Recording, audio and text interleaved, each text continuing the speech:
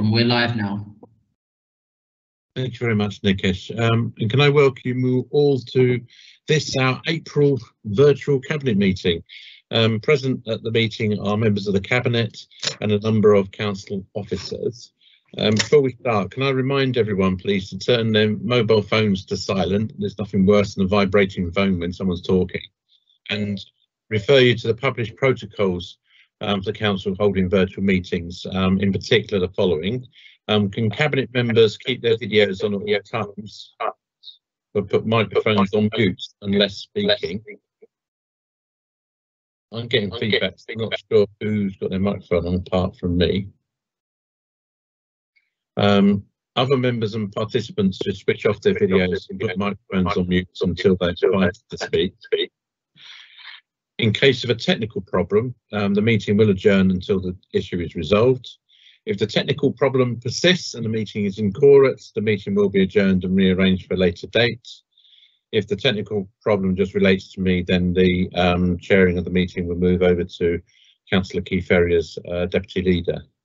The meeting, just so people are aware, the meeting is being recorded, audio and video recorded, and will be available on the Council's website sometime soon. I personally think, and I believe other officers have a similar view, councillors have a similar view, that our online meetings have allowed for a more open and transparent council and allowed for better engagement with residents, so decisions can be better understood.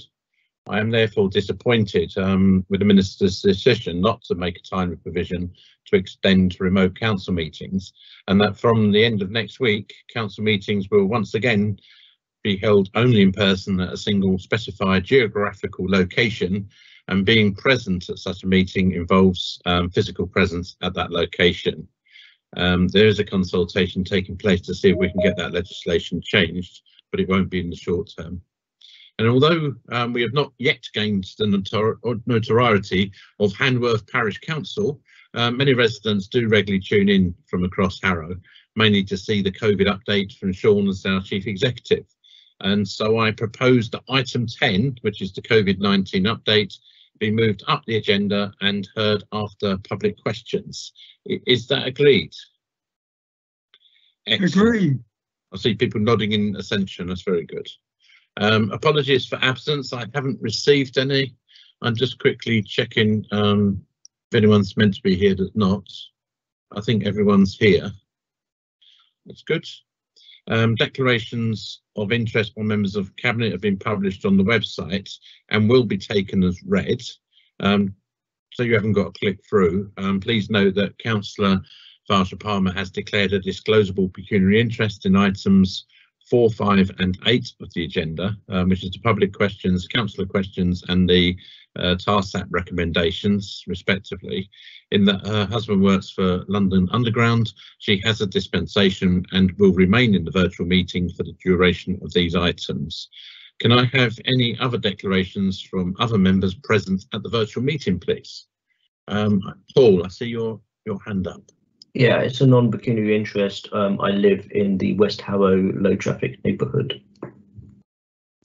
Excellent, thank you, Paul. Is there any other declarations that people would like to make? Sue. Yes, I live in the Francis Road low traffic neighbourhood. Thank you, Sue. Oops. If any become apparent during the meeting, if you could let us know and we can record them at that time. But if they are, can you just say whether they're pecuniary or non-pecuniary?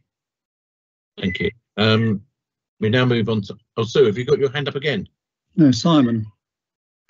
Oh, Simon, you got your hand up, have you? Yes, sorry, I need to declare a non-pecuniary interest in that I live in LTN02, and therefore the relevant agenda items. I thought I had put it through to officers, but it doesn't seem to be on the declaration sheet, so I hereby declare a non-pecuniary interest. Excellent, thank you, Simon. That'll be recorded in the notes. And Krishna.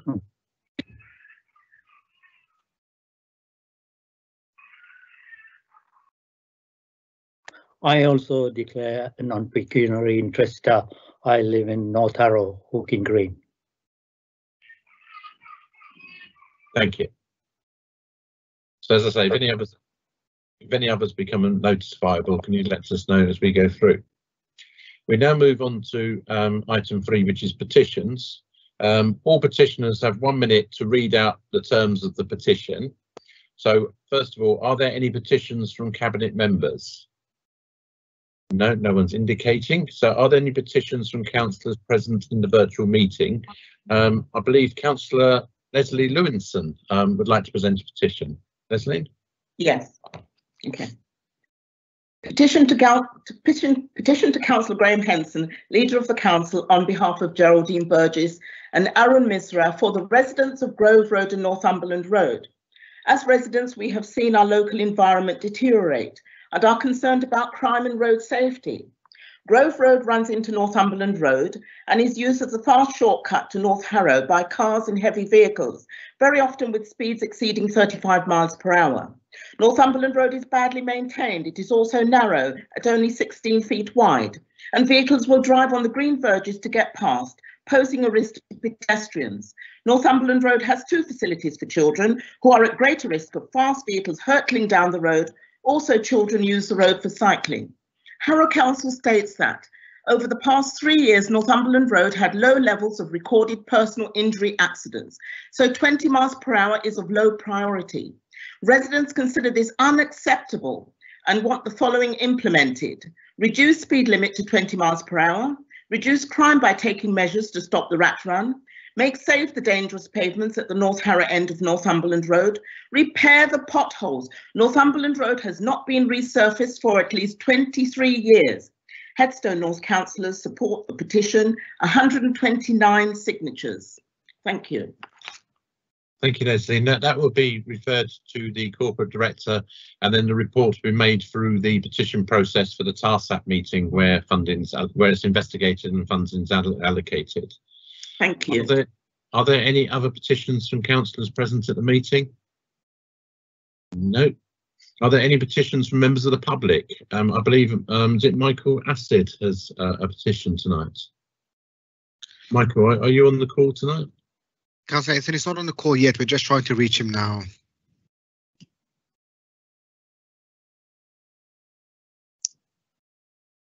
We'll give it a few minutes.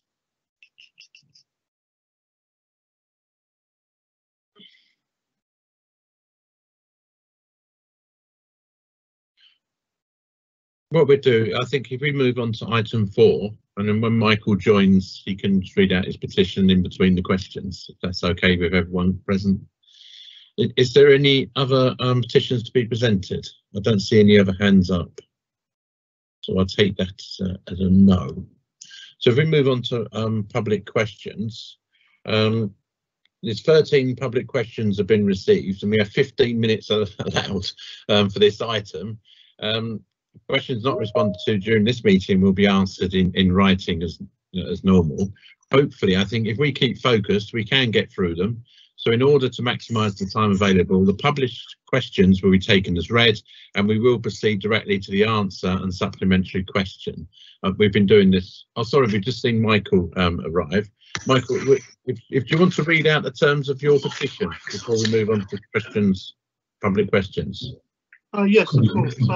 Earlier this month, we had some trees removed from our road.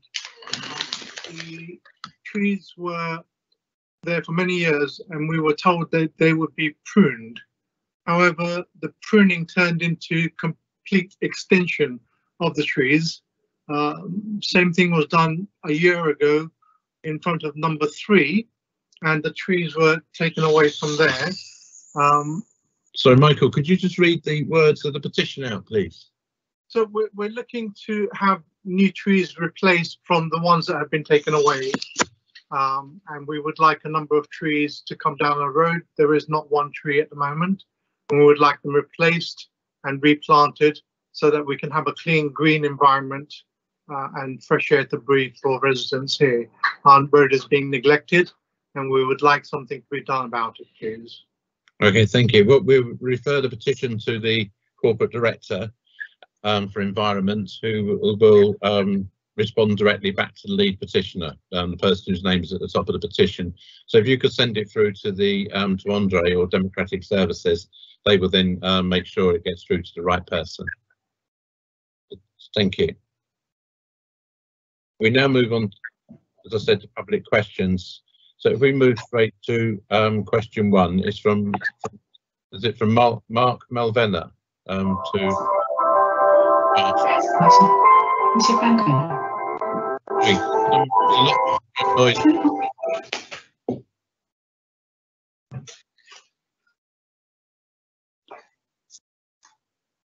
Councillor Henson, we don't have Mark on the call yet. I've just put his question up.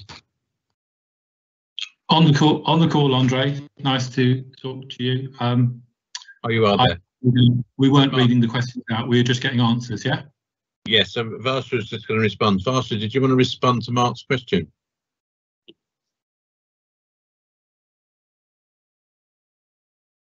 Varsha, I think you're on mute.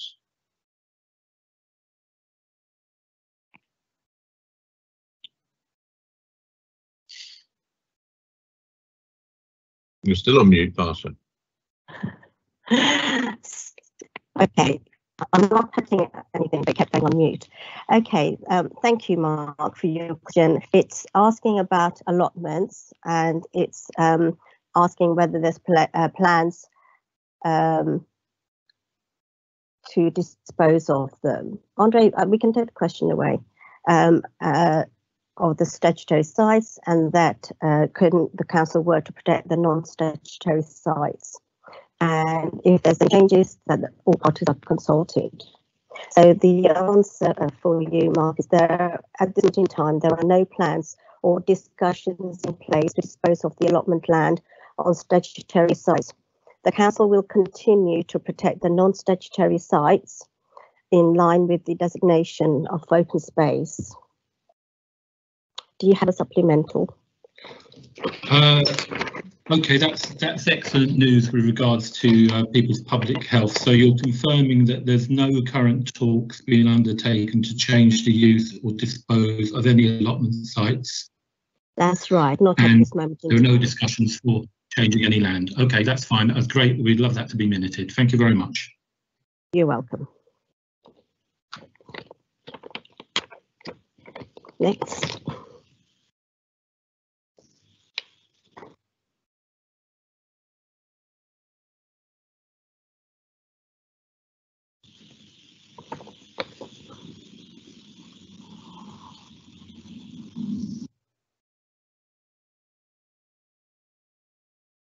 Graham, you're muted.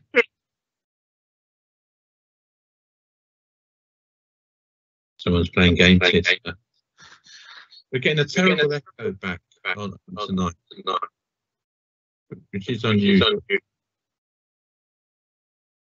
The question relates to the 265 to Ridgeway, and we have answered this question quite a few times before and been quite explicit about it, and our view has not changed. There are no plans to remove the covenant on 265 to Ridgeway. Mike, did you have a supplementary question? Yeah, I mean, obviously we're concerned because the developer seems to be pushing ahead with their plans and asking the planning team to look at this and the planning committee to make a decision, all of which I think is fairly academic if the covenant remains in place. So we just felt it was helpful if you made that clear statement tonight, and I thank you for doing that, and hope that the developer is taking heed of that, because there is clearly, irrespective of any planning decision, either for or against, they've got no prospect of proceeding with their proposed development whilst that covenant's in place. We have made it quite clear to the brethren who we have a contract with, and we made it exceptionally clear with Councillor Ferry has written to them twice now to ask them what their plans are. The thing is, the debate around the covenant does not stop someone from putting a planning application in, and we have to deal with the planning application, even if it rejected, won an appeal, whatever happens. Yeah. But then that can be used. Well, I'm just concerned that we've made it quite clear we don't want to remove the covenant on the land, and our position hasn't changed. Okay, that's very good. Are there letters from Councillor Ferry on public record? Can we see those? It would just give us no comfort. Well, they've been there were emails from the councillor to a developer, so an contractor. So that's where they will remain. But we've made an unequivocal statement to say we're not removing the covenants. So we now move on to question number 3, which is from Ian Price to Councillor Palmer. Thank you. So Ian is asking, in the TARSAP meeting, it stated the cost of removal of the cycle lanes was 75k. So thank you for that. The removal costs are accommodated within the existing budgets. Do you have a supplemental? I do. There's an A and a B part to my question this evening. So given the disastrous failure of the LTNs, their unpopularity and demonstration of the council being so out of touch with residents, and plus your protracted failure to declare an interest in prior meetings, will you, Councillor Palmer, now resign as portfolio holder? The B part to my question is just for disclosure. I'm the Reform UK candidate for Brenton Harrow in the London Assembly elections next week. That's for the leader to decide who's in his cabinet. Thank you. Thank you. I decided it's in cabinet. So question number 4 is from Sandra Calderbank to Councillor Ferry. Sandra, I saw you there, Sandra, I think. So Keith, did you want to respond to this question? Yes, please, very briefly. As you know, Sandra, you have spoken with the leader on this matter, and I am able to confirm that following this engagement that the council has decided to retain the Belmont Community Hall and the adjoining car park site as is. Thank you, Keith. Sandra, did you have a supplementary question? I certainly do, Graham. Thank you very much, Keith, for that. We would like to take this opportunity to thank the council officials and many elected representatives of the community from all parties who've worked alongside Belmont Community Association and the recently formed Save the Hall support group to ensure this protection of the Belmont Community Hall for the future generations. So after your detailed examination and engagement with the community, can you confirm that the council will support an application to register this 1940s World War II ex-British restaurant as a community asset and a building of historic interest alongside an application to Historic England for listing? Thank you. Well, we can't formally join you in that application, but I'm sure if you applied, we wouldn't provide any resistance to it. That would be lovely. Thank you, Councillor Ferry. We will put forward those applications. Thank you. Thank you. And we now move on to question number 5, which is from, is it from my paperwork movement, from Emma Calderbank. Yep, hello. Yeah. So the question's been displayed on the screen. And so in the response, I think I'm personally committed to enabling the best use of our assets for residents and community use, where it is safe and right to do so. So as with the previous answer to the question from Keith and the conversations I've had with a few people from the Belmont Community Association, I can confirm that and actually organisers of the Save Belmont Hall campaign, who seem to be the same group, over this past week, the council has decided to retain the Belmont Community Hall and the adjoining car park sites. Did you have a supplementary question, Emma? Yes, I do. Thank you. I mean, it's been really evident throughout the campaign that the future of the hall is a real concern to all parties and members of the public. And you mentioned in your press release that you will continue your dialogue with the Belmont Community Association and its volunteers to see how the council can support it to ensure that it can continue to serve the community. And we'd like you to tell us what that means in practice for the Belmont Community Association. Yes, so I believe there's a conversation taking place tomorrow morning with council officers and members of the association to explore a number of things that, well, first of all, to sort of deal with some of the issues that you raised during the campaign. But I think it'd be good to have that initial conversation first, to see where we are in the different parts of the debate, really. You know, sort of understanding what you're running from there, because we're aware of quite a bit, but I'm not sure of all of it. But it's also, we do, as a landlord, as the owner of the building, we do have quite a strong responsibility to the building itself, and we have to make sure that it is in a safe environment. So all those sort of questions will probably come out in the debate tomorrow, or discussion tomorrow, not a debate, and then we can sort of keep discussion going to find out where we want to go next. Good, thank you. Thank you very much. Thank you. We now move on to question number 6. It's Miep Galabi. Miep, I thought I did see you there, I think. Yeah, that's correct. Excellent. So the questions on the screen.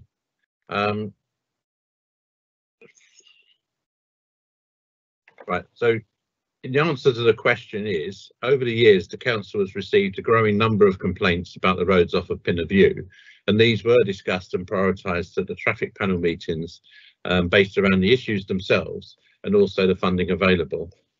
As you will be aware, Cabinet this evening will consider TARSAP's recommendations in relation to the low traffic neighbourhood schemes that were funded by government grants. This will include recommendations to consider introducing speed restrictions in roads and streets with identified road safety issues after consultation with residents. Did you have a supplementary question? I do. The stress that the LTNs have caused me over the past 8 months were very hard, and the residents that formed Free Harrow have been muted, cut off and treated with contempt. What the LTNs have done to our residents with disabilities is far worse. They've been completely ignored by the TARSAP panel. Will you make sure that when you remove the bollards in our pavements the same day you remove the planters, as they are a hazard to partially sighted and wheelchair users? They seem to be completely forgotten in any discussion you have, and they are a real issue. So I know that the planters and bollards that have been installed for the low traffic neighbourhood schemes, there might have been other bollards put in separately to stop incursions across the pavements, which would be different. And they've been left for the last 8 months in place, even though you've moved some of the planters out of the way. Now, my husband is partially sighted, and these bollards literally are haphazardly all over the place in the pavement. You cannot tell if you are partially sighted where they're going to appear. Will you make sure that when you move the planters, you take them out on the same day and make sure that the pavement is safe to be used by people who cannot see very well or use wheelchairs? Yes, I wouldn't want to preempt the outcome of our deliberations a bit later on, but if the low traffic neighbours are removed, then the planters will also and bars will also be removed. That any that were installed during the time of the low traffic neighbourhoods. And the pavement will be put back in good order. Well, it'd be, as I said, it would be put back to pre-LTN time. Good. That will be an added cost as well, but you know, there you go. What has happened if you don't talk to people first? Thank you very much. It's from Karusha Thomas to Councillor Varsha Palmer. Karusha, Varsha, the question is on the screen. Thank you. I thought I saw Karusha. Okay. Okay. Thank you. The advisors on the TARSAP, which is an advisory panel, support the panel to consider the delivery of the transportation programme. The TARSAP chair did explain at the meeting that considerations for another advisor is underway. Do you have a supplemental? Yes, I do. Thank you. Thank you, Ms. Palmer. During this LTN introduction process, motorists have been demonised with the introduction of LTNs. How will the council work with motorists to also understand our lives and our needs, as we also form part of the residents of Harrow? Thank you. Okay, so as I've said in my answer, we're looking at the makeup of the panel to make sure that it's inclusive, etc. But I'm working with the chair of TARSAP and with officers to look at the terms of reference, etc. So that to ensure that it's done the right way and the process is followed through. Okay, that's great news. Thank you. Welcome. Thank you. Now move on to question 8, which is from Heshma Shah. I saw Heshma was on the call. Yes, she is. So the question is quite long, and it is on the displayed on the screen. If I just go straight to the answer, I've got some notes, some points I need to make. Right. So overall, this is a great council initiative to invest into our high streets, and we are consulting on some initial ideas to fine tune to what the community would like to see there. The consultation leaflet was originally distributed to households and businesses in Headstone North, north of Headstone South and north of West Harrow, and was later extended to include the whole of Headstone South. We will take on board the suggestion to have future consultation material for this delivered to households and businesses within a 2-mile radius. The images have been amended online to make them more visually accessible. It is around the amount of download speed, I suppose, that we probably need on this. The leaflets explain the proposals and link to funding and invites residents to express their views. The leaflet includes images with a link to the survey itself or a telephone number to request a hard copy. There is a programme board consisting of a number of portfolio holders, which is portfolio holder for environment, a portfolio holder for finance and resources, and also for the businesses, properties and leisure. Ward councillors were consulted on the proposals before the consultation commenced and will be consulted again when it is complete. Thank you. Heshma, did you have a supplementary question? Yeah, before I say my supplementary question, we've done a survey through Free Harrow of the roads that haven't actually received it. So most of Parkside Way hasn't received the leaflet, Woodlands hasn't received the leaflet, Cunningham Park hasn't received the leaflet, Manor Way hasn't received the leaflet. So large number, so part of Pinner View, which is near Cunningham Park, hasn't received the leaflet. So there's large parts of Headstone South, which is within 1 mile radius, hasn't actually received the leaflet. So I don't know what's actually happening with the leaflet distribution, but I feel like the same thing has happened as last year, where we're being left out. I don't even, the only reason as I said in my question, I know about the leaflet and the consultation is through Facebook, and that's because of social media. But there's so many people, elderly people, who don't know about this consultation, and it isn't up to us as residents to be telling the public that there's this consultation happening. We shouldn't have to be knocking on people's door during COVID to say, by the way, have you responded to this consultation, which is happening 10 minutes down the road. Please, could you? So is that your supplementary question? Yeah, could you please just look into this, if you could, into the distribution of the thing? My second supplementary question is that in regards to the town funding, it's one of the terms is about community engagement. Seeing as obviously you haven't got a committee of people who are from residents, myself and some other residents would like to create a working group to help develop workable ideas that are of the benefit to community in which North Harrow serves, and will be tailored to North Harrow specifically, which is also important in terms of town funding.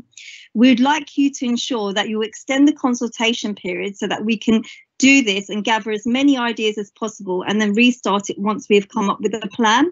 What will you do to ensure that the ideas put forward by this working group are actually listened upon with public engagement, and how will you ensure that until the working group has submitted their ideas with the help of other residents, that you will not start any works or submit any detailed plans to the government for the funding, and you will not implement them unless the majority want these ideas? And please let us know by which date you'd like these ideas by. As I say, it's very important that we don't make the same mistakes that we did with LTN, that, you know, North Harrow has got a long history. You know, there's people that talk about it, about how it used to be amazing.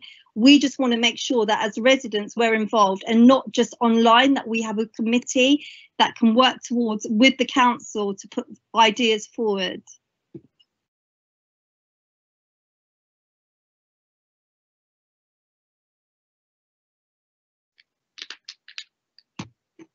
Sorry, Councillor Henson, will you work with us? Oh, Oh, sorry.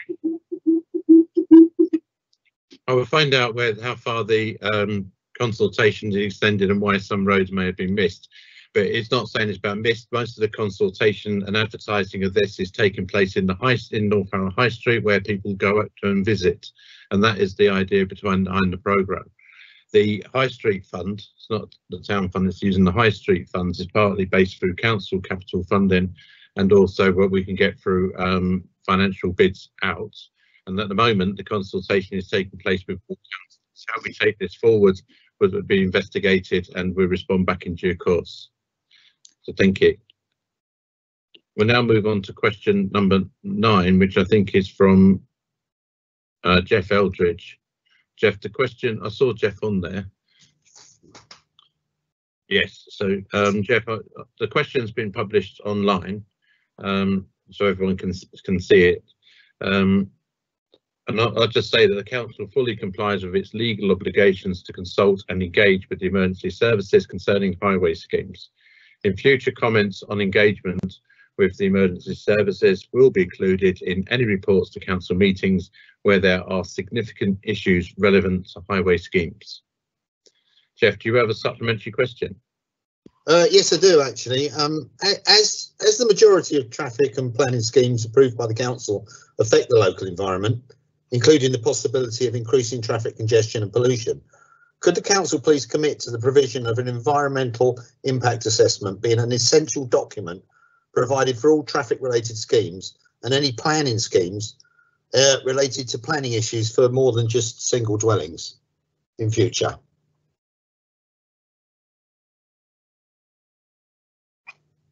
Is that possible? Well, we don't want to tie things down in red tape about having all these reports having to be concluded, because it would be costing us too much to do. So we fit within what is the statutory, the legal obligations about consultation and engagement, but also the reports do deal with a lot of the environmental stuff. The quality impact assessments are also in place. Well, a lot of the time you don't seem to actually include the fact that you sometimes cause traffic congestion and pollution. And whenever I ask your officers about it, they've not done any research at all.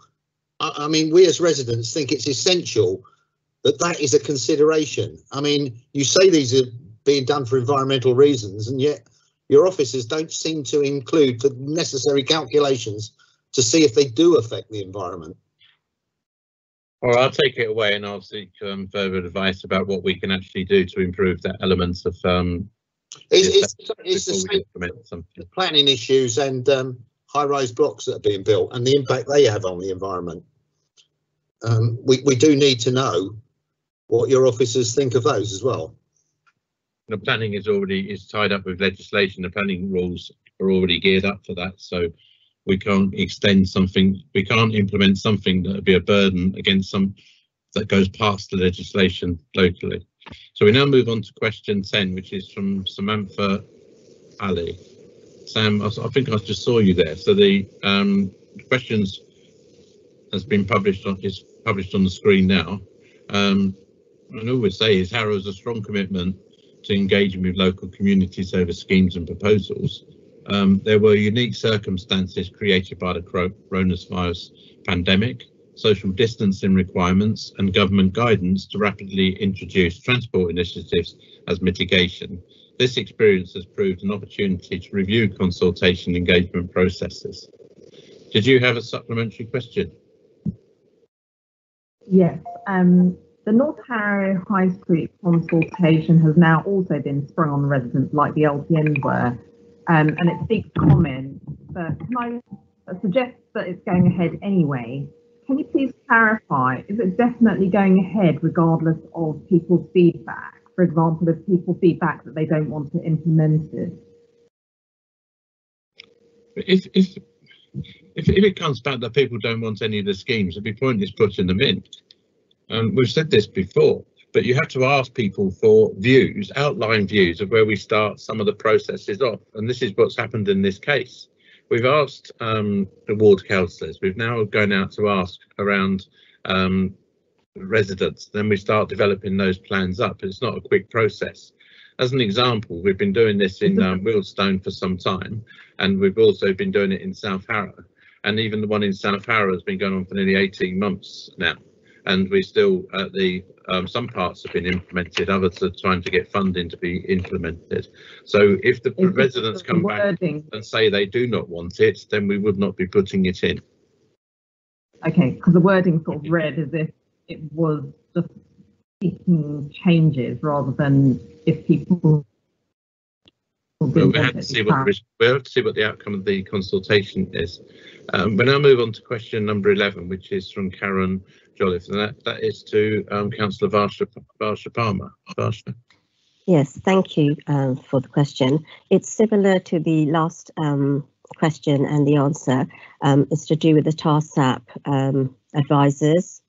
So again, the advisors are there to support the panel to help with the delivery and considerations for the transportation strategy set by the Mayor of London.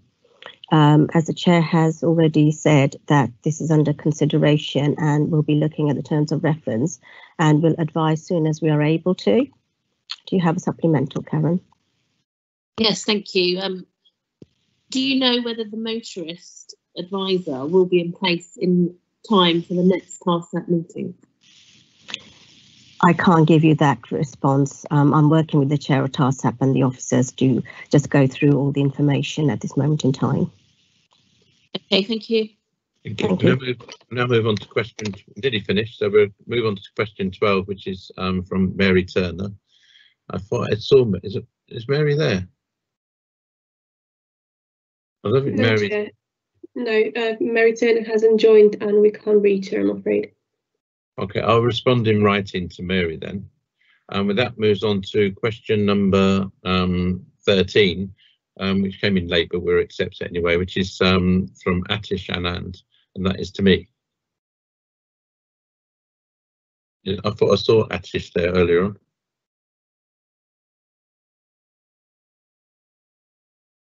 Again, Chair, Mr. Anand is not present in the virtual meeting. He has advised us that he won't be attending. Okay, so I'll respond in writing to Atish as well. So thank you. That concludes the councillor questions. We now move on to item 10, which is the COVID-19 update. I think over the past over the past year, we have been some very challenging times. And one of the many things residents have spoken to me about is these regular updates at Cabinet on COVID and about what is happening in Harrow. They have found this a really informative session is one of the many new ways that we have been ensuring that the most up-to-date information is disseminated. So the presentation has been published online in the supplementary pack, and I would like to invite Sean to present the briefing. Over to you, Sean. Thank you, Chair. Could I ask for the presentation to be put up, please?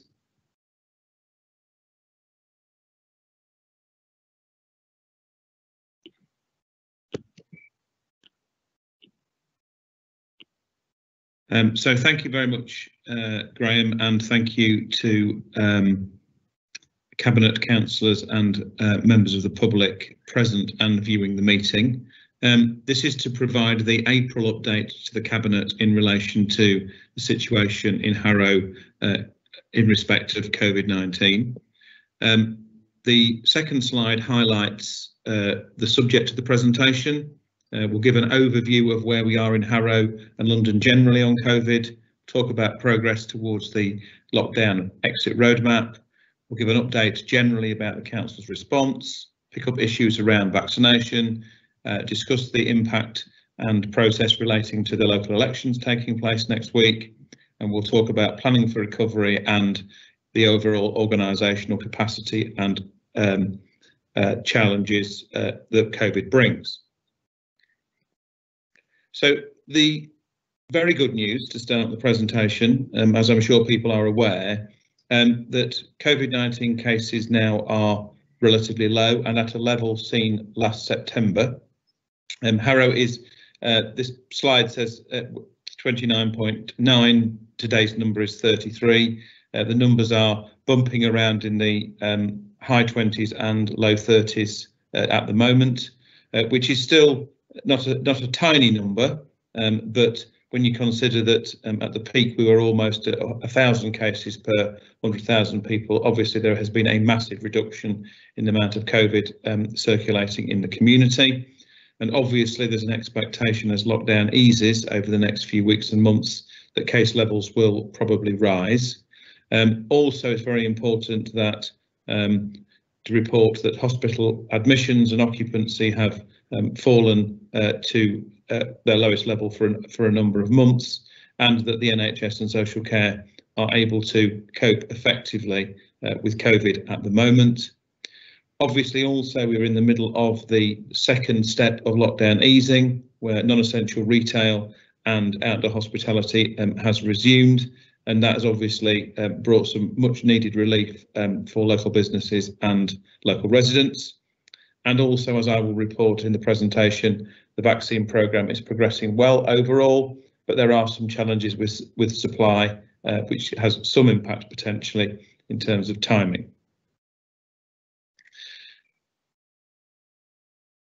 This next slide, for the record, records the actual overall position in relation to COVID in terms of overall case levels, case rates in the over 60s, how we've done in terms of test, track and trace, and what the position is in testing. And as people can see from the graph at the bottom, obviously the number of cases has steadily fallen over time, and that we are in a relatively good position compared to where we were previously, which is all positive. So just in terms of where we are at this particular moment, people will be aware of the publishing of the exit roadmap. An inordinate amount of activity took place from local businesses supported by the council to make sure that the second phase reopening was successful, with businesses in Harrow Town Centre and various district centres across the borough reopening in a positive way.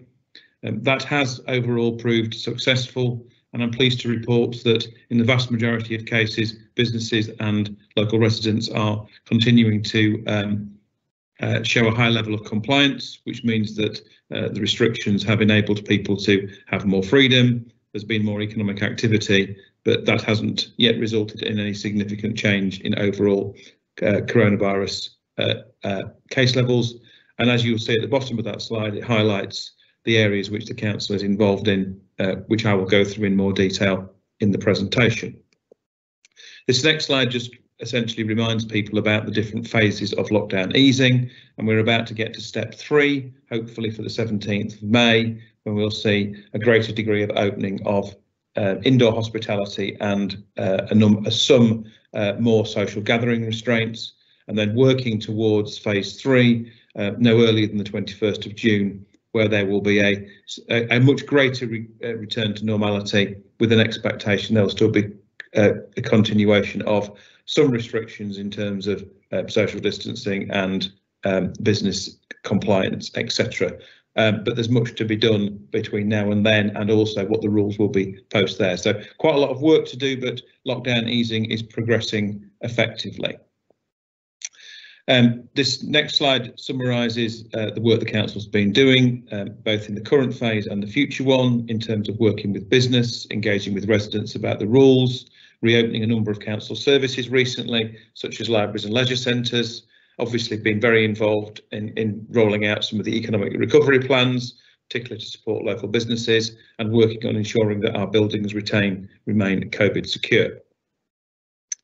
Obviously, as part of the ability to ease lockdown, there is significant encouragement for everyone to get regular asymptomatic testing. It's one of the best ways to control the pandemic and reduce the risk of people who don't know they have COVID spreading it. There's strong advice, whether it's people in school, people in work, or generally, that people should get tested twice a week. There's a whole series of different ways in which people can get access to that, through home testing kits, through a number of the centres that we've set up in the borough, and essentially people are being able to do that through their own workplaces. So that's a very big expansion of the amount of people who can get the lateral flow tests. We are currently operating from 4 remaining sites, because we've closed 2 sites because there are a number of other routes available now, and also we've improved access by people being able to use community pharmacies. So actually there is a very significant number of different ways in which people can get community testing, and we just want to emphasise the importance of people getting into a discipline of testing twice a week, particularly if they are going into work and or being out and about. The second aspect of control measures as lockdown eases is investigations into variants of concern, because in particular coronavirus variants can potentially reduce the impact of vaccination and or increase the speed of spread. Through our outbreak management plan, we have a whole series of issues and processes in place in order to be able to manage this. And we've also been asked to take place in 3 surge tests where there's been a case of the South African variant, one in Headstone North, one in Wilston and one in South Harrow, where we've undertaken extensive additional community testing in order to make sure that there is no spread of any outbreak, and that the testing has demonstrated that. And we've done that in partnership with PHE and the Department for Health and Social Care. I think it's important to note, and people will have probably known, there's been a very large scale surge test that's taken place in Lambeth and Wandsworth over the past few weeks. It is likely that there will continue to be surge testing on a regular basis where there are variants of concerns identified in Harrow, and we have the plans in place to deal with that. People will also be aware of the fact that, particularly due to the very tragic levels of coronavirus that is occurring at the moment in India, that there have been examples of what is now considered to be a variant of interest, which is relating to some mutations that have taken place in India, and it's one of the things that Public Health England and the Council are keeping under review in case that becomes a variant of concern, particularly in the case of cases occurring in Harrow. Also, the next strand of action to help ease lockdown and manage coronavirus on top of testing, and because in terms of both community testing and variants of concern, is obviously to roll out as quickly and as effectively as possible vaccination of the community. That has very much gone well in Harrow. We're currently at the point where people aged 42 years and old can be vaccinated, as well as there being a big focus on maximising the take-up of people in the greatest and highest risk cohorts, particularly cohorts 1 to 4, people over 70, and also people who are in cohort 6, which is people who are clinically vulnerable. And that has gone very well in Harrow. On my next slide, I will share some statistics. But there are some areas, particularly around social care staff, certain black and multi-ethnic communities in Harrow and in our deprived neighbourhoods, where there's a greater degree of vaccine hesitancy, and we're working very hard with a wide range of community groups and local faith organisations and local people in order to be able to roll out and promote vaccination in the widest possible way, because it's a very important way of us managing the impact of COVID. We'll be moving to a single vaccination site at Byron Hall in early May. That will become the primary care network site for the borough for part of the week, and the mass vaccination site for the rest of the week, and that's where both the majority of first and second doses outside pharmacies and pop-up clinics will take place in the borough going forward. People will be aware that there have been some challenges around vaccine supply. The majority of vaccine at the moment is being used to guarantee that people get second doses, and there is a smaller amount of vaccine available for first doses, hence the relatively slow move down the age cohorts. But we are told that there is still confidence that overall the target of ensuring that everyone in the adult population has been offered a first vaccination by the end of July should be achievable. This next slide, which I won't go through line by line, just highlights the size and scale of the proportion of people in different cohorts that have been vaccinated in Harrow. And you can see that in the vast majority of those cohorts that they are at least 80% and often over 85 or 90%. There is still work to do. We want to get as many of these cohorts, particularly in the first 5 on there, because of their much higher levels of vulnerability to COVID are vaccinated in order to be able to reduce hospitalisation and death. So that's a really important programme going forward, which not only helps save lives, it also potentially reduces the potential risk of spread of COVID and also assists in the wider unlock. Just wanted to include a slide, obviously, because one of the particular significant projects that council staff led by Hugh Peart have been working on is the fact that there is a very significant size and scale of an election taking place for the election of the Mayor of London and the GLA Assembly next week. And obviously in the context of COVID, this is an enormous task, making sure that polling stations, postal vote opening, and the whole process is completely safe and secure. And we have, as this slide highlights, made sure that is taking place both as part of the work to organise the election in advance of election day, to make sure that the polling stations and the election itself is as safe and as secure as possible in relation to COVID, and also working with the GLA to ensure that the count takes place effectively. And as the second last bullet point highlights, that the additional COVID requirements have posed a huge logistical challenge, which has been met. And for example, there's a very significant amount of PPE for the election, which is currently taking up an awful lot of space in the Civic Centre. So that sort of covers the key things about managing COVID in terms of continuing to respond to the pandemic. As I mentioned at the last meeting, clearly the work around COVID will continue to dominate the work of the council for some time to come. We are moving from an intense emergency response to one where we are partly looking towards recovery as the unlocking continues and as services become back to normal. There'll be a significant challenge for the NHS, for the economy, for children missed education.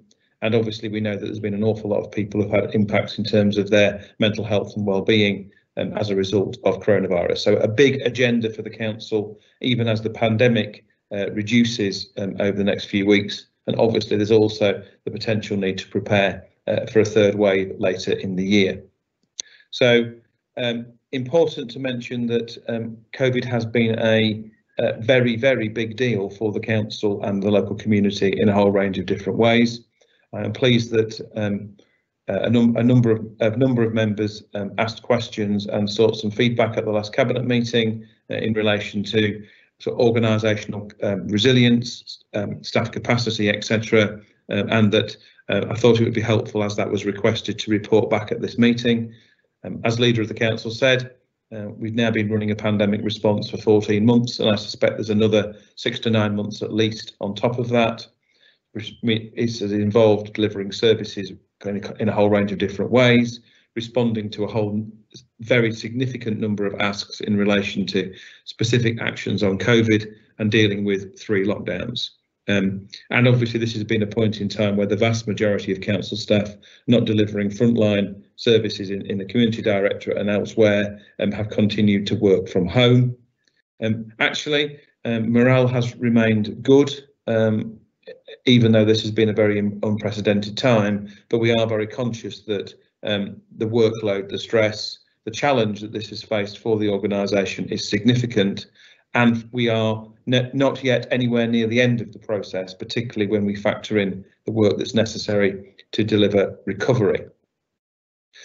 And we've also obviously been very focused, which I know the Cabinet and obviously local people will be very keen to understand, very focused around looking at different ways to support staff practically in terms of working at home, their IT, help managers manage people remotely, but also to be conscious that their people are potentially suffering challenges around stress and mental health, and that's been a big focus of our work.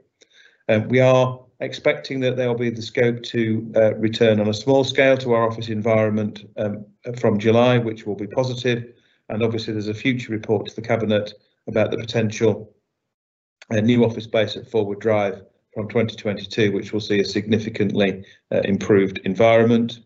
Very conscious that many staff at all levels in the organisation have accrued a significant amount of annual leave through the amount of work they've had to do on coronavirus, and it's important that they manage to get a break over the summer in order that they were able to be in position to support recovery and dealing with any third wave. And it will be very important to keep that work under review over the next 12 months as we come out of the pandemic phase and go into sort of recovery and restoration and a greater degree of business as usual as we go into 2022. Chair, just to conclude, this last slide summarises the position which is very positive around the current levels of case rates, a lot of work focusing on supporting the exit roadmap, being very involved in putting all the mitigation measures in place around testing, around vaccination, and around a range of other activities, including variants of concern, and obviously being involved very much in starting the work around recovery. And also just to conclude that obviously a lot of work, a lot of progress, a lot of success in a very difficult circumstance, but it's fair to say that COVID will continue to dominate the council's work and priorities for many months ahead. So hopefully the Cabinet and members of the public who are able to watch the presentation will have found that a useful overview about where we are in April. Thank you very much, Sean. There is a lot of information in there and it is on the council website. Is there any questions? Sorry, Paul, you have your hand up. Yeah, thank you, Leader, and thank you, Sean, for that. And thank you for the slides on the staff welfare and what we're doing.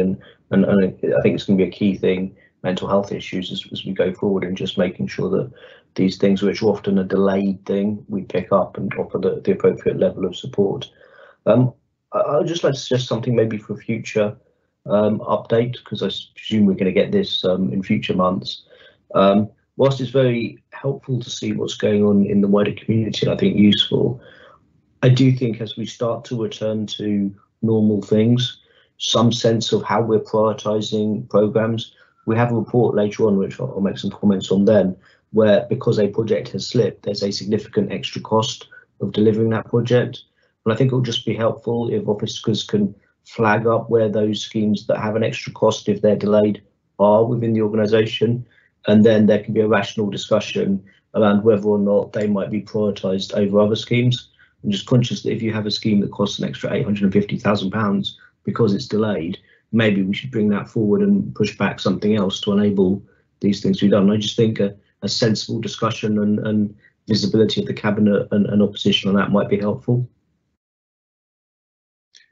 Thank you, Chair. Thank you, Paul, for your question. I mean, I think that it has been very much the case that there's been, a lot of focus throughout the whole of the pandemic in seeking to identify what it has been and what it has not been possible to deliver in that overall context.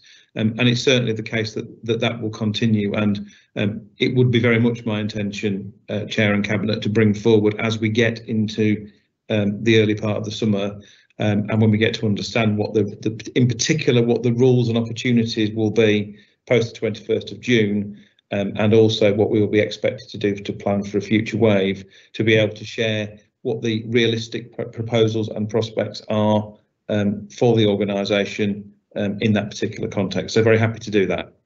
And if I could just suggest one thing, what might be helpful is where there is a significant cost of something being pushed back, whether or not it's possible to bring in extra resource to bring the capacity to deliver those projects.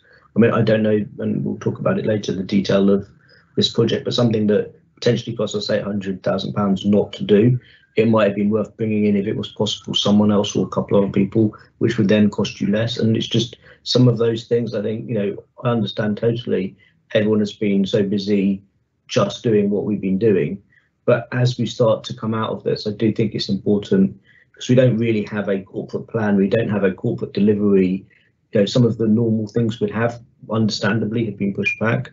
So just a sense of where we can bring in extra capacity to stop extra costs coming in future years, and where we can prioritise things differently to stop that extra cost. Thank you. Thank you, Chair. Thank you. So if there's no other questions, thanks very much, Sean. And as I said, the presentation will be available online, or it is available online now. That moves us on to item number 5, which is councillor questions. So we've received 5 questions, and I'll take them in the order they appear in the question pack. If we just move straight in, I think they're going to display the questions like we did on the. So I'm trying to get my camera to work properly. Excellent. So the question has been displayed, and so the answer will be, I've learned a lot of things through the COVID pandemic, and the key one is to question Secretary of State announcements and then thoroughly check the guidance. Over many years in Harrow, we had undertaken extensive public engagement in advance of implementation of traffic schemes to consider the impacts of any schemes and to take into account of the range of views from local residents so that such schemes could be shaped around local needs. We recognise that traffic schemes involve significant changes to people's lifestyles, so it's necessary to seek resident feedback and buy into projects before they commence, and to continue the dialogue during the implementation phase of any schemes. The government funded schemes and the guidance and conditions for that funding, coupled with experimental traffic orders, was a challenge to gaining resident and business confidence with them.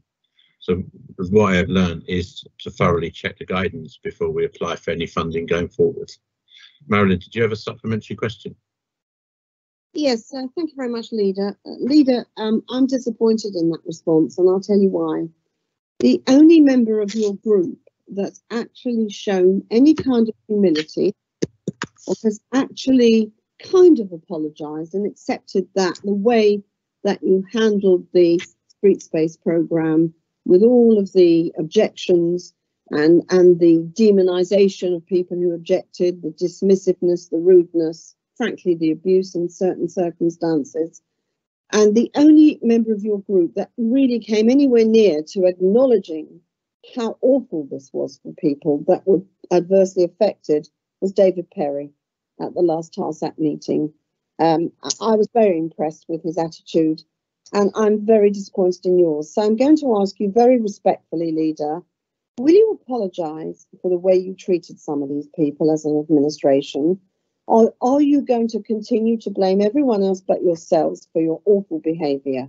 Because frankly, if you can't even show a little bit of humility in the face of what was an absolute shambles and really upset people, really upset them to the extent where they were absolutely as anxious and desperate as possible at a time when everyone else was suffering. If you can't, I think you should resign. So are you going to apologise? Are you going to carry on the way you are and blame everyone else? Well, I think your language is a bit, it's getting used to your language now, saying you're about demonising people. We didn't demonise anybody. And I find that quite objectionable for you to say that. We wanted people's views on a balanced view, and to say we demonise people, I think is quite outrageous of a comment for you to make. That's I've said all the way through that the choice, we had a number of choices to make, and I do think in hindsight it's a wonderful thing. And if we'd have had the hindsight, we wouldn't have gone down that road whatsoever, and we would have done it with the normal way we do things, which is consult first and then implement afterwards. So just move on to question number 2, Mary.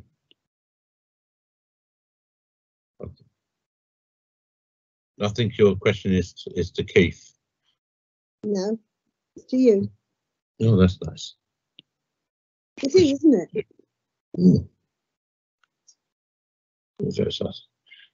Well, it's a straightforward answer, really. The changing working patterns in reaction to the impacts of COVID-19, together with the ability to establish testing and vaccination sites in key areas, has demonstrated the importance of a flexible approach to service delivery. Did you have a supplementary question, Marilyn?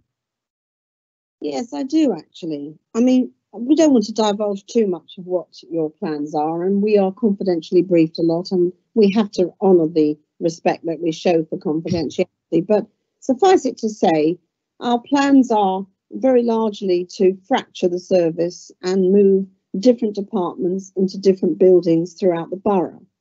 There'll be a small town hall, there'll be people at the depot, and be people in other places.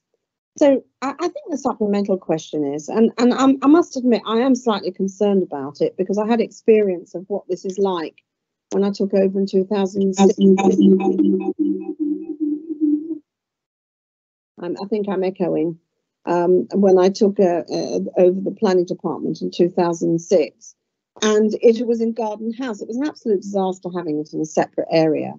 So the question is, do you think it's really a good idea? I repeat the question in a sense that we fracture the service quite so much. People are not going to work from home forever. We've got to have a more non-silo driven service. And I think our group are very concerned about the prospect of having all of our staff scattered all over the borough. Will you reconsider and make it that we've got a decent quality service, a cohesive service? Thank you.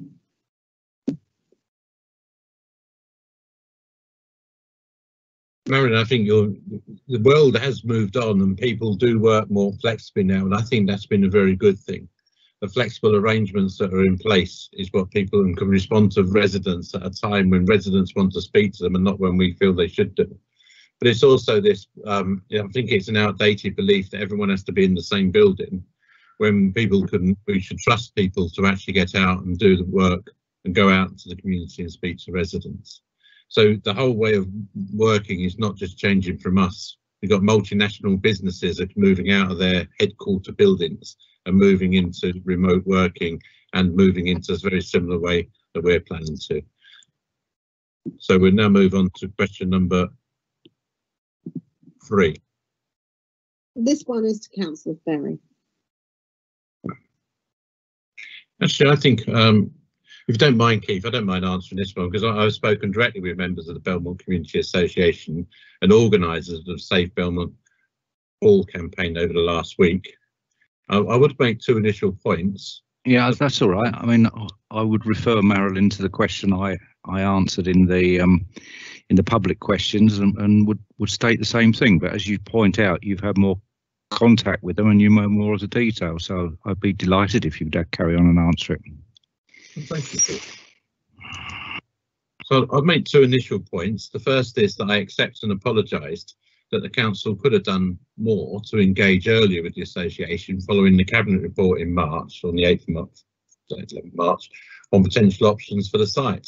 However, it is important to note that in pursuing any potential options, the council would guarantee the retention of the community space, and given my own personal commitment to investing in our communities, would have actually enhanced this community space as part of any potential development. So as you're aware, Cabinet's decision was never about the loss of the community space. The second point, which is actually quite linked to my first point, where I think the debate has quickly got out of hand, given certain individuals involved have not been factually accurate in what they have told the association about any potential development of the site.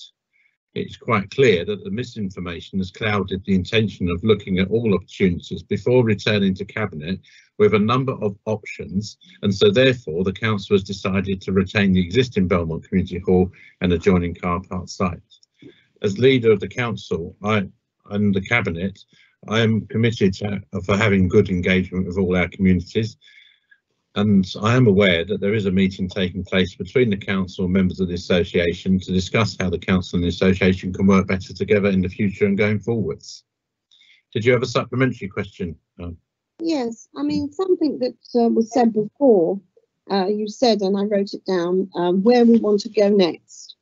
My take on this is that the very Latin people who are the users of Belmont Community Centre don't want to go anywhere next, actually.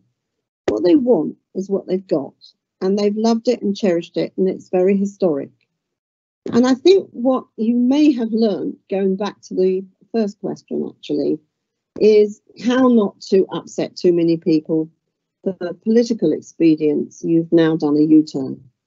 So the question to you is, why is it that time and time again, your administration appears to get these things so badly wrong and appears to upset so many people? I mean, the idea that you've implied that anyone has upset the Belmont users any more than they were upset anyway is ludicrous. They were really upset. And the fact that you've done a U-turn on this is you don't want anything at all. So are you, I know you've apologised, but can you give a categorical guarantee that you will retain the current building in its present form and allow these people to get on and do what they do so well? What I don't do, Marion, is make presumptions in the way you have done. We went to, the cabinet report was quite clear. It is about looking about options are available for different sites. And if that discussion had taken place, it could have opened up a number of different options that could have been available. And that cannot take place anymore. And so I've apologised to the Belmont Association on the basis that we should have had that discussion before it was publicised within the cabinet report, and it only went to cabinet because it was the value of the land. So where we want to go next is I've made it quite clear that the discussions are going to start.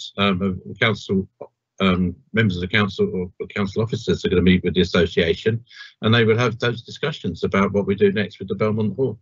But the cabinet, I have to be honest, Marilyn, we've gone through 14 months of a COVID pandemic, which had followed on from 10 years of austerity. This council is at its worst, it's knackered, and I think that's the politest way I can say it.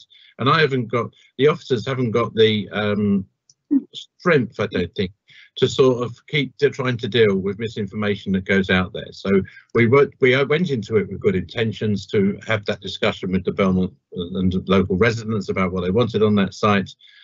We've concluded that they don't want to go ahead with it, so we stopped it, and we know, and it would stay there, and those other discussions about what we do with the site will carry on with the association. So thank you very much. We now move on to question number 4, which is from Anjana, I think. That's right. It's for me. Did you want to answer the question, Varsha? Yep. It's on the screen. That's fine. Thank you. Our ability to respond to residents' views demonstrated by tonight's decision that will take place on LTNs indicates how we are able to respond and act on the views of our residents. And Jana, we have a supplemental. Oh, yes, I do. I'm surprised you say that. You are now trying to obviously blame your flawed street schemes on the government to deflect from your own mismanagement.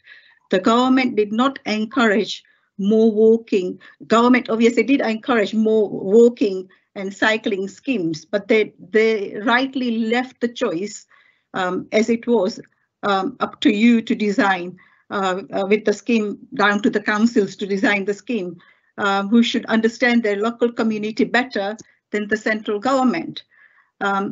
Obviously, surely the whole sorry saga around the LTNs and cycle lanes rather suggest you are not in touch with the residents at all. That's what is suggested. Is that your supplementary question, or you just making yes, it is my question that obviously you do not, because the government actually left it up to the local council to understand and implement it the way they want to. But in your case, you obviously went ahead and did this without obviously knowing your residents very well. So that is a question. Is that correct, that you went and implemented this and now you're blaming the government for everything? You didn't know your residents very well. I don't agree with your comments there. Thank you. So your next question, please. So we now move on to question number 5, which is Anjana. Question number 5 is from Anjana to Varsha. Okay, it's a similar sort of thing as the previous question. There have been ongoing review points put in place for all the street space schemes, as well as having a public engagement portal in place to enable the public to provide their feedback. We have also arranged additional extra TARSAT meetings to listen to residents' feedback and to the members and for the members to debate the schemes. What's your supplemental, please? This is not really at the full council meeting in November, you brushed the substantial residential opposition and criticism of your LTN schemes by labelling hostile residents, and I quote, as just the loudest. The consultation has proved that just the loudest residents turned out to be the majority, which have forced you to scrap this ill-conceived scheme. What is your question? considering your disregard and indifference towards residents' views on LTNs throughout the last year, will you now make a formal apology to local people for the stress you have caused them? And I also want to make one comment. You said the money is coming out from the budget. It is coming out from the highway maintenance budget. So the question that the person asked, number one, about Northumberland Avenue, this 75,000 could have gone to that road to have the improvements. So you should be clear where this money is coming out from. So my question is, are you going to apologize to the people for your behavior? Well, first and foremost, what I did say is that everyone should be given an opportunity to have their say, not just one group. And that's what I said in November. It's apologising. We have said that we understand and acknowledge that the residents, this particular scheme has not worked well for our residents. That is not to say that we have many, many more schemes in our boroughs that have worked very well. And we have acknowledged that this particular scheme, because of the way it was put in with the tight timelines and guidance, that is how it's unfortunately worked out. So do get your facts right before you start making your comments. Thank you. I have got my facts right, and you did say the loudest. You not say one particular group. Go back to the meeting of November and please find out, and the residents are listening to this. Thank you. So Thank please you. Reports. I have got my facts right. Oh, sorry, I was interrupted there and didn't realise. We moved on to item number 6, which is the key decision schedule, April to June 2021. Can you please note that reports on the Council's accommodation strategy and the Harrow New Civic Centre and the Treasury Management Shared Service arrangements with the Greater London Authority, GLA, have been deferred to the May Cabinet meeting. In addition, as you will note from the reports published for tonight's meeting, Cabinet has been asked to consider a number of recommendations from the Traffic Advisory and Road Safety Panel, we just call TARSAP, which are at item 8 on the agenda tonight.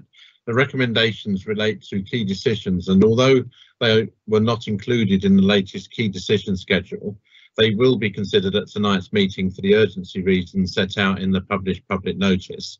The agreement of the chair of the Overview and Scrutiny Committee to do so has also been obtained. So is that all agreed? Agreed.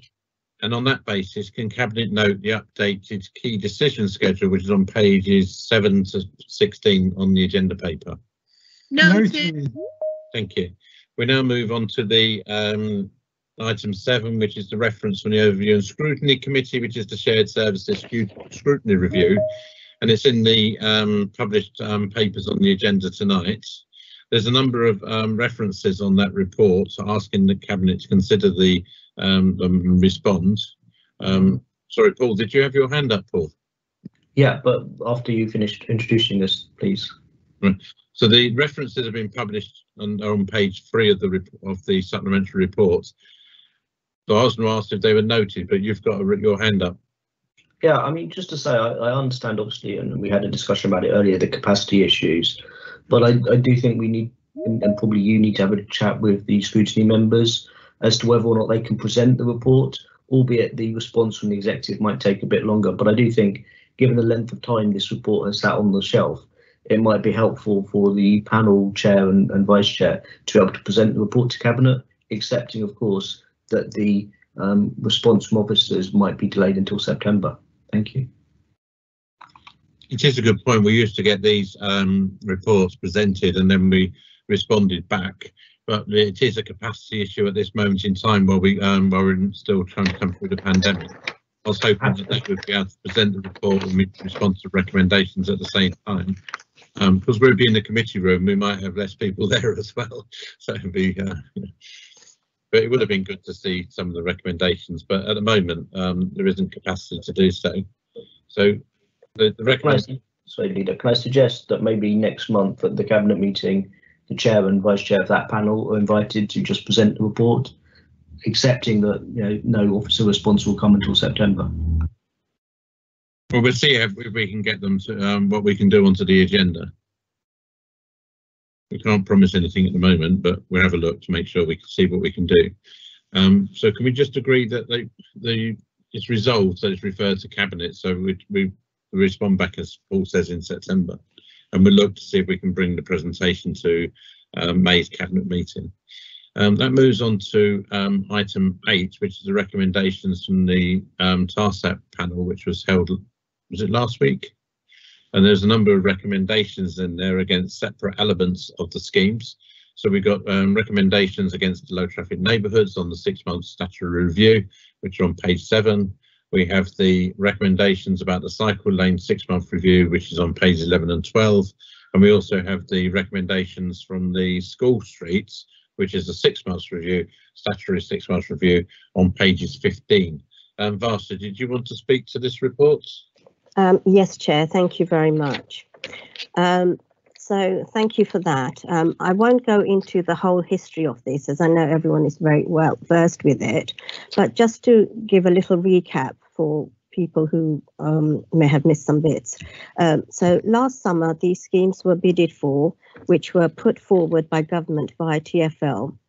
Information and consultation were put on the portal, leaflets distributed, ward councillors were met by officers to go through the schemes in the relevant wards. TARSAP recommended to go ahead. Decision approval was put forward by the Deputy Leader in August through the emergency COVID powers. Monthly reviews took place and portal was kept open throughout the schemes. Last week, TARSAP, our Transport Advisory Panel, went through the consultation that took place earlier in February and March and have put forward the recommendations. We do acknowledge that these schemes have not been popular with the residents who live within the scheme areas. Obviously, the recommendations are here tonight for the Cabinet to make a decision. Before I go through the recommendations, I would just like to say a few words. Firstly, to thank all the residents for their participation in the consultation. These schemes were put in with good intentions from the government and the council to promote walking, cycling, well-being, good air quality and low air pollution, which goes in hand with our climate emergency strategy, which everyone has signed up for, and did show these benefits within the schemes through the duration. I would like to also reiterate that we have and will always continue to promote walking, cycling, road safety and well-being within our borough. While this scheme may have not been popular, we have so many within the borough that have worked well. The recommendations before us, which has been put forward by the TARSAP panel, is that the 4 LTNs be removed, the 3 cycle lanes be removed, and the school streets be continued for further 6 months in order that we can review and better capture the information on how they would work as the schools would be fully open, hopefully. There is a further recommendation that is asking for Cabinet to ring fence some monies from the capital budget to promote walking, cycling and road safety. Thank you, Chair. Thank you, Varsha. Is there any comments? Yes, thank you, Leader. I feel as a Pinner councillor, quoting one of Pinner's most famous former residents, Elton John, Sir Elton John, is probably appropriate here. Sorry seems to be the hardest word to say. I to the life of me, can't understand why people on the Cabinet can't put their hand up and accept that they got this wrong and apologise to the residents for all they've been through over these months. I think, as Marilyn said, David Perry put it quite well, and I think, and I would hope there's still time for either you or Councillor Palmer to say sorry to the residents. Clearly, I welcome the recommendations. I'm disappointed and frustrated it took so long to get here. I think it's worth going through some of the history because I know Varsha touched on it, but not quite the version of it I remember. We, in the wards that we controlled, when these schemes were first proposed, spoke to our residents, and we spoke to residents in Stanmore and in Kenton West. They were very clear that they opposed these schemes. We made a very strong argument at TARSAP and managed to get these schemes stopped in those wards. The initial limited consultation and engagement that the council did made it clear that these schemes weren't wanted by the residents of those areas. The petition against these schemes showed overwhelming opposition to these schemes. The consultation that was running while these schemes were active showed overwhelming opposition to them. The second petition, calling on the Headstone South councillors to resign, again showed overwhelming opposition to these schemes. The letter that we were finally shown from the London Ambulance Service showed opposition to the type of low traffic neighbourhoods implemented by the council. Correspondence from the London Fire Brigade showed opposition to the type of scheme that we were implementing in Harrow, as did correspondence from the police. All of these were only released following FOI requests from local residents and pressure from me. Following my insistence that the corporate director met with the emergency services to discuss these schemes, they were finally changed within days of that meeting. That meeting would not have taken place had local residents not got those documents and had I not made representations to the chief executive and the corporate director.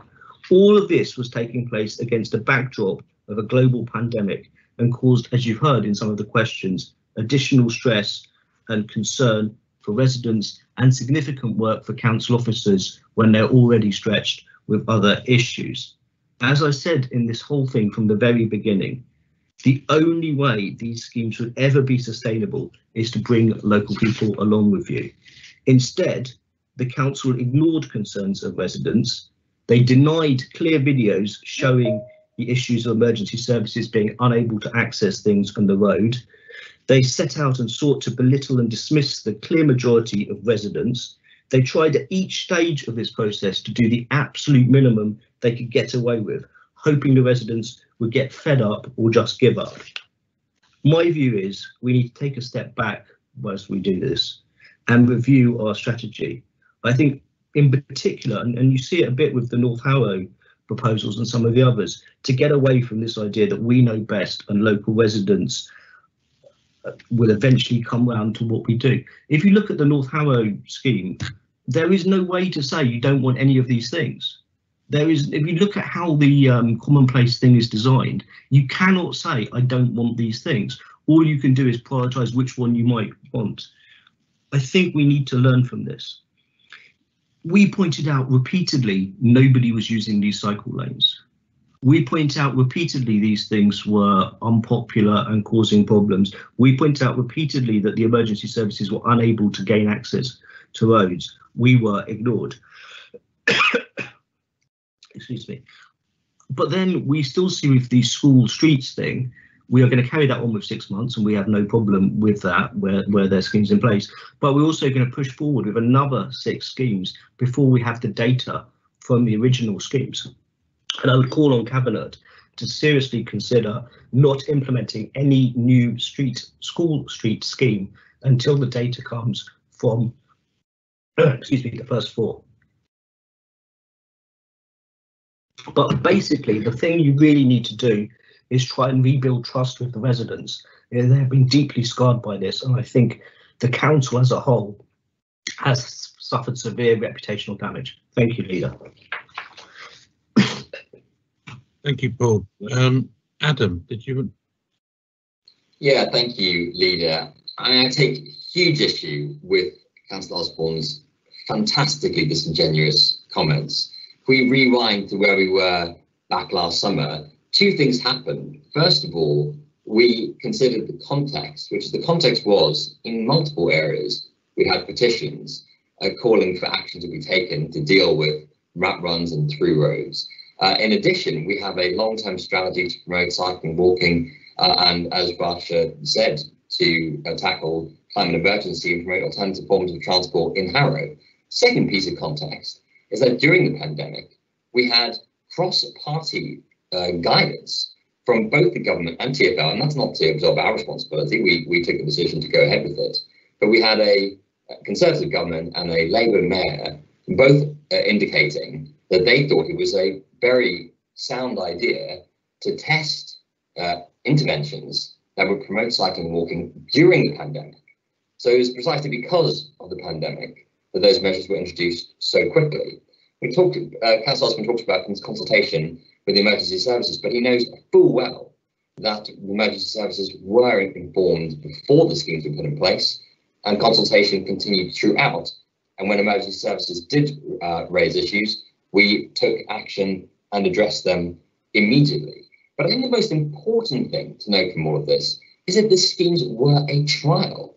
And so the idea that we are not listening to residents, and it was not a sensible idea to put in place a set of programs on a trial basis, run a consultation entirely open. The reason why Councillor Osborne can draw comments from those consultations is because they were on a public website, which we all had access to throughout the period. All councillors were engaging with their residents. In fact, we had a West Harrow community meeting where both sides of the debate were represented among local residents. They were consulted throughout. And then we had a full consultation at the end of a 6-month trial. And we are today taking a decision based precisely on what people have asked us to do based on that consultation. So the idea we should not trial these kinds of schemes, which are broadly have a clear logic and rationale to them, is extraordinary and I think incredibly reactionary. I think it's also important that while we, of course, take on board the consultation feedback, and while some areas are more balanced than others, there's a clear steer from the public in terms of what they want, particularly around LTNs and the cycleways. We also know that this is by no means the end of the road in terms of, for example, our plans to promote alternative forms of transport in Harrow. We didn't think the designs that were put in place were the best. They were put in place clearly. It was done quickly. It was done to some certain funding standards that we didn't design ourselves. But it's absolutely right that we continue to look hard at how we support our cyclists, support people walking in Harrow, and that has to be the long-term direction of travel. And I certainly hope that Councillor Osborne is not rowing back from that, particularly when the government has published a major cycling strategy just in the last few months. And similarly on school streets, where again, we know these changes are difficult, and we know that it is always the case that this council and this administration would prefer, and in every other scenario has consulted intensively before introducing these types of schemes, and that is our absolutely standard approach in all normal circumstances. We know that these kinds of programs are hugely important, not least to the health of children coming to and from school in Harrow. So I think it's absolutely right.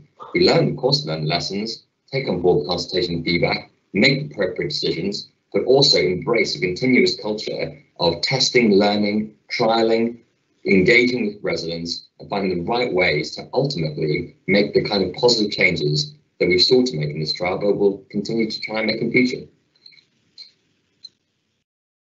If I can come back, Leader, because we're doing 3 items at once, so it might be helpful. I mean, it's just interesting, the third speaker from the administration and still no apology. But I just think when it comes to especially the school streets thing, we are supportive of them when they can be shown to work. The problem we've got is there are 4 schemes, I believe, in place at the moment that we don't have data for because the schools have been closed over the period. We are going to push ahead with 6 more schemes without learning the lessons from those 4. And all I'm suggesting is that, and we suggested this at TARSAP, that the administration just takes a step back for a second and make sure they get the proper results from the original trial schemes before they go and implement new schemes. I'm particularly nervous of one in Pinner, Pinnerwood School. There is clearly an issue with traffic there, but I am also nervous that it pushes the traffic from the current roads it's on, Latimer Garden and Latimer Close, onto Albury Drive and Pinner Hill Road. And I'm not convinced the council has the enforcement ability to stop people parking across people's drives and causing problems on those surrounding roads. And my nervousness would be offset a bit if we had some evidence of how we've dealt with that problem in some of the schemes that we have at the moment. And I just think if you learn nothing from all of this, please learn to take things a bit more slowly and to look a bit more at the data. And finally, on the cycle lanes, I'm clearly a supporter of cycling. I think it's something we need to encourage, but we need to have a fundamental look, I believe, at what we are doing in Harrow, because I think as I look more and more at this, the evidence is overwhelming. It is not working. Just putting more cycle lanes in isn't driving more cyclists, isn't creating more cyclists. And I think, and actually it was part of our suggestion to the TARSAT, we really need to look at some of the facilities that are there for cyclists and what kind of journeys they're doing. And I'm not convinced just being more cycle lanes. You can look at North Harrow as an example where there is extensive cycle lanes all over the district centre, but they're not being used. And the question is why they're not being used. If you want to cycle to Harrow on the Hill station and leave your bike and go to work during the day, there's not a decent facility for you to put your bike and store it securely. And I just think those kind of conversations are things that we could have cross-party and things that we can support. I'm very nervous about pushing ahead with the school street schemes until we have the results from the previous ones. That's all I'm saying on that. Thank you. Right, we're not going to rerun the TARSAT meeting, but Varsha, you have your hand up.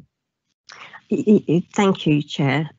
Just to say that, just a couple of points on Paul's comments, that the schools have been open all throughout the pandemic, but not fully. And that is the reason why we've extended it for 6 months so that we can get a better picture. The other 6 schools, as you know, that schools will close for the summer very shortly. So that's the reason for the consultation, in order that we can get the feel for what those schools want to do or not. As you are fully aware that the schools are very interested in the school streets. So we need to just make sure that what are they feeling, as you've alluded, that we need to, ask everyone, and that's what we are doing. No decision has been made, and it won't be made until we get the consultations in, and then we take that, we'll see what it says before we can take anything further. Lessons have been learned. You keep saying we don't apologise. Yes, we know people are very upset and it's been very emotional. It's been emotional for everyone involved, including myself, as you well know. But at the end of the day, we have learnt lessons, and you do learn lessons whether a scheme is, 100% success, or if it doesn't work well, as this one hasn't. Lessons are always learned. So it's not something new that we need to do for this particular scheme. Everything that goes through, there are lessons learned, and we are looking already at new ways of looking at the cycling strategy, what was discussed in TARSAT, etc. We're not just waiting for the Cabinet to make decisions. There are certain things that we can already start looking at, and we have previously to the TARSAT meeting, because I have already asked, because of what's been happening through the summer, that we do review all these, the cycling strategy, etc., and a better way, a different way of looking at things, because we know that the way things have been done previously haven't worked, and things have moved on, things have changed, especially with COVID. Lots has changed, and we need to take that into consideration as well. Thank you, Chair. That's all I kind of wanted to make a point on. As no one in Labour will say it, can I just say, I'm sorry the council has done this. I think the council made a mistake. I think the government should be clearer in making local decisions available to local councils. I've been a strong supporter of localism throughout my entire political career. I think that some of these schemes might well work in other parts of the country. I don't think they work here. There's a reason that we opposed the schemes in Stanmore and in Kenton West. And I'm sorry the schemes were introduced in other places, even though we voted against them all the way through. I think the residents need to hear someone say, we're sorry about this, and we're sorry about all the money that was spent. Is there any other points before we sum up? What I'd wish, Paul, is you made those comments to your government, in a sense. The announcement in May last year has took all funding, and we don't get the funding for roads. All the vehicle access duty goes outside of London. All our road schemes are paved by TfL. Here we go. To be clear, I said it to the government, and I also was reported as saying it in the Sunday Telegraph. Just to be clear, I am very clear. Well, I don't read the Telegraph, but the point I'm making is you're criticising a number of officers for schemes. We've also had quite a few strong contributions made from people who want us to keep the schemes in. because they've seen some of the benefits they've asked for. And if you step back even further, and I think Varsha made this point, a number of these areas were discussed cross-party and agreed in TARSAP 2 or 3 years ago. And that's when funding come available, we started to look to put these sort of schemes in place.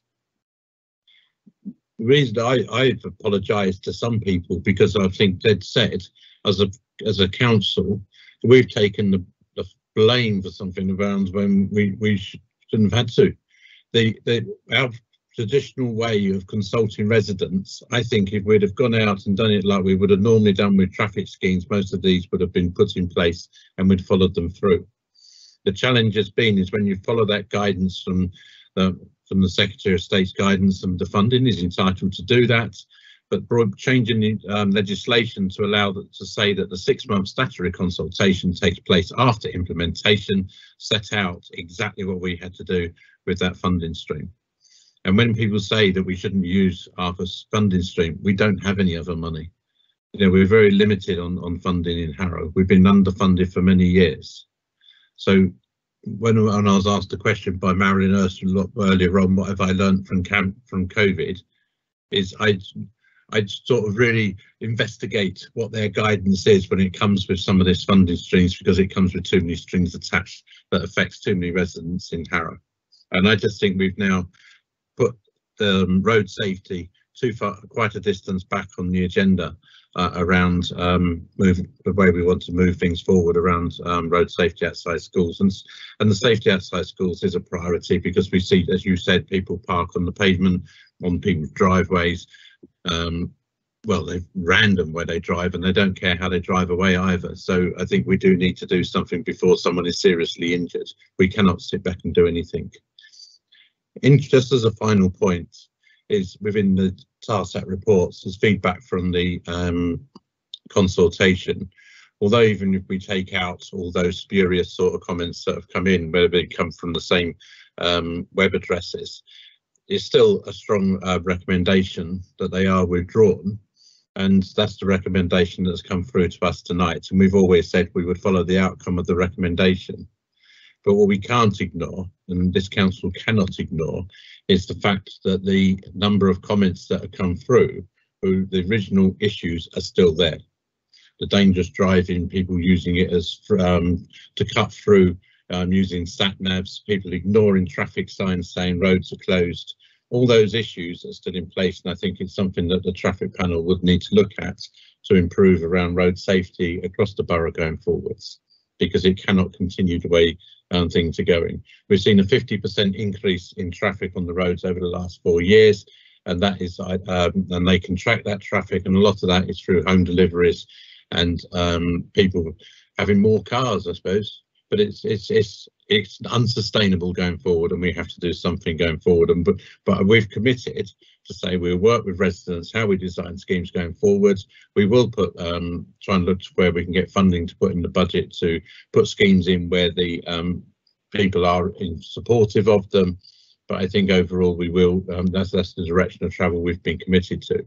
But one thing I am committed to is we're on all these schemes going forward. We're going to go back to how we used to do. Well, we've always done consultations. Is we start locally, and if the funding says that we have to do something different, then we won't apply for it, and that's where we go.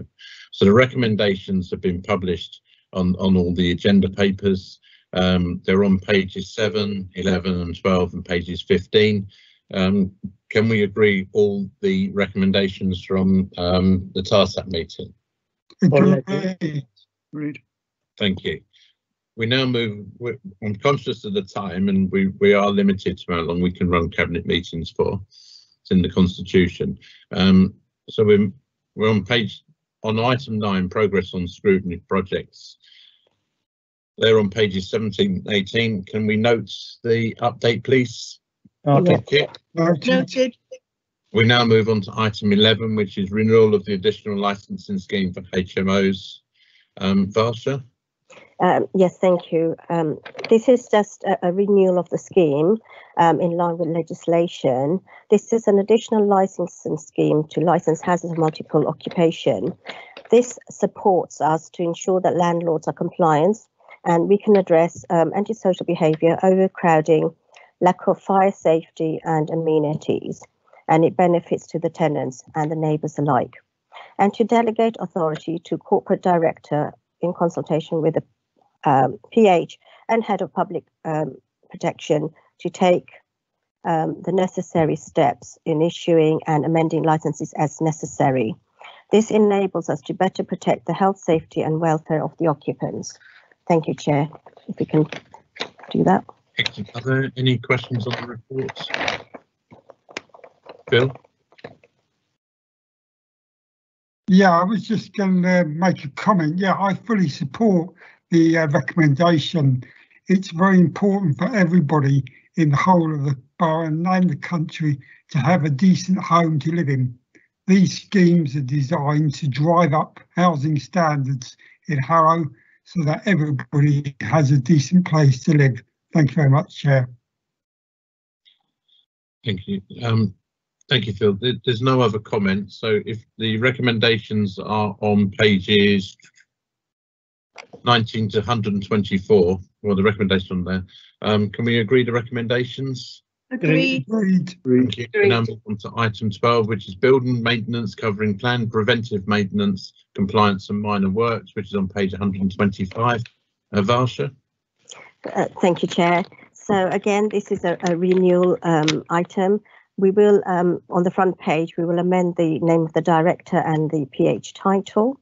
We're asking for approval for the procurement exercise to go forward for the framework of contractors for the delivery of planned and preventative maintenance and compliance across the property portfolio, including schools, and to delegate authority to the corporate director and PH to make any necessary amendments as needed. Thank you. Thank you. Is there any questions on the report? Well, it's a competition to see whether we could get the longest cabinet report title, but the recommendations are on page 125 and 126. Can we agree the recommendations? Agreed. Yeah, agreed. Thank you. Thank you. We now move on to item 13, which is the delay to the implementation of the IT system Dynamics. Can I ask you that there's confidential appendices items on this item? Can we just note those appendices as they are? If there are questions on these documents, then we will need to move into a private session. So Adam, would you like to introduce the report? Yes, thank you, Graham. This is a report about our programme to replace our very old SAP Enterprise IT system with Microsoft Dynamics. It's a very large programme, a very important programme for the way we run the council, because it will run our HR, finance and procurement systems, so all the key systems that support the core functioning of the council. It's a really important programme to get right, and we've been doing it during the pandemic. It launched really properly early last year, so yeah, I think I met the team once and they were all ready to go, and then the lockdown happened. It became incredibly complicated to engage in the same way with our teams, both because of their capacity and to some extent the way of working, although they adapted to remote working actually very, very effectively. As a result of the challenges to have faced, there has been a delay. It's one of those programs where it is absolutely vital that all the council users of the system are heavily engaged in it to make sure that it functions well on go live date, and that it meets all our requirements to support all our frontline teams that will be making use of these systems, keep our financial controls in place, make sure the staff, of course, are paid properly, and it will be a huge benefit to the way we run our council once it's live in just a few months' time. But the delay has had some cost implications.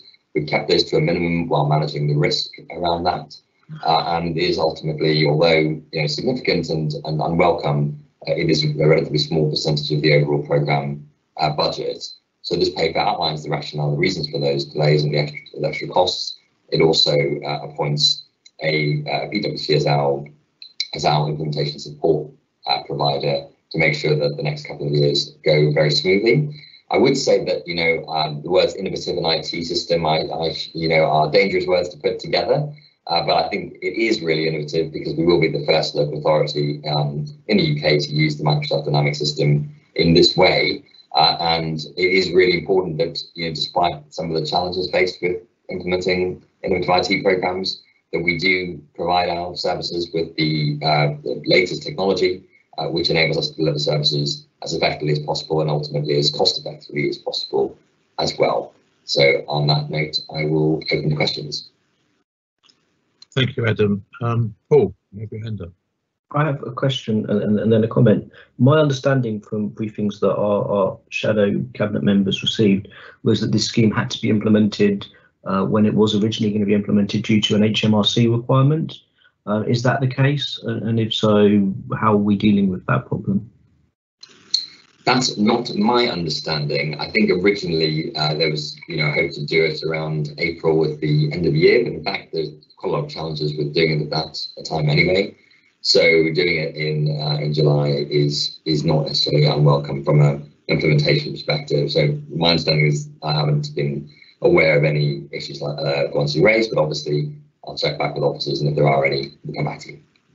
My comment, if I may, Leader, is we talk about a small increase in the cost and keeping it to a minimum. We are talking about almost £1 million here, and just a few short seconds ago, the leader of the council was saying how we didn't have any money for capital expenditure. I mean, we could have potentially had £1 million or £850,000 worth of capital expenditure had we managed to keep this project on track. I'm obviously conscious of the difficulties that the pandemic caused and the capacity issues, but I do think where there is such a significant cost of not doing a scheme, it should have been flagged up much earlier, and then maybe there should have been some reprioritisation in some of the other schemes that the council is doing. It's an incredibly expensive thing to have to roll this over, and I just think some pause for thought as we come out of the pandemic and as we move into recovery as to how we make sure we are not missing things that end up costing us quite a lot of money if we don't do them at the right time. So it'd just be a nice thing if we can have a sensible discussion. I know my shadow cabinet members in their briefings were assured all the way through that this was on time and on budget. Yeah, and maybe just to come back on that, I don't think I said it was a small overrun, because obviously, as you say, it's a material amount of money. It's just as a relatively small percentage of the overall programme budget, and of course, it is very hard to estimate these things down to the penny in advance. It is significant, and of course, it's very unwelcome. By the time it comes to cabinet, obviously, there's a significant amount of work that's been undertaken to minimise that cost, but also to manage the risk, because it's absolutely critical that this programme lands well. It will be a system that we'll use for all our core council systems for many years to come. And I take your point, and I think it's very valid that we look to reprioritise constantly, make sure that that there are major projects that they get due attention.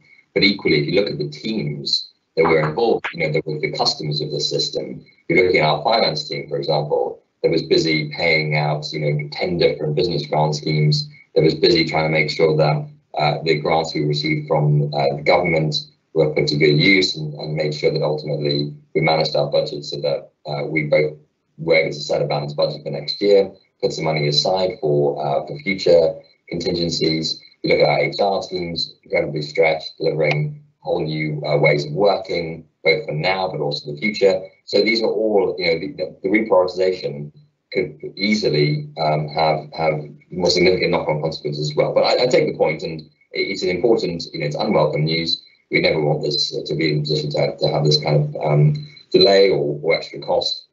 Always worth taking on your suggestions and your colleagues' suggestions, Paul, about how we can ensure that it doesn't happen in future. All suggestions are welcome. And perhaps you can just let me know, what version of Dynamics are you planning on implementing? I don't know the version number, but it is the first time, as I say, that Dynamics has been implemented in this context. So there has been significant configuration of the system for our needs. But I'm sure there are officers on the line who are beavering away and figuring out the version number, and will be winging it over to you instantly. Thank you.